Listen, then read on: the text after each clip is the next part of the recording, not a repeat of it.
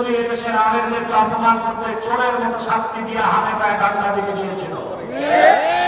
আর আজ তাদের হাতে ডান্ডা বেঁধে যে লোকগুলো এই দেশের নিরীহ কিছু মানুষের গলায় ফাঁসির রশি দিয়েছে, আগামীতে তাদের গলায় ফাঁসির রশি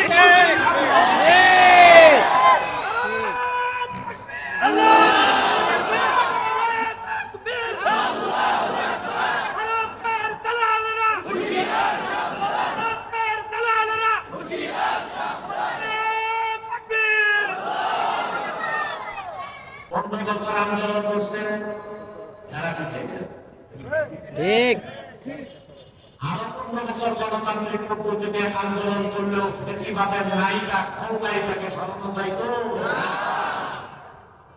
আপনাদের জনগণ কি নিছে? চরমপন্থা। পুলিশ কিছু অস্ত্র, ছাত্র জনতা কিছু পারলে জুতা স্যান্ডেল ইট পাকতে যাচ্ছে।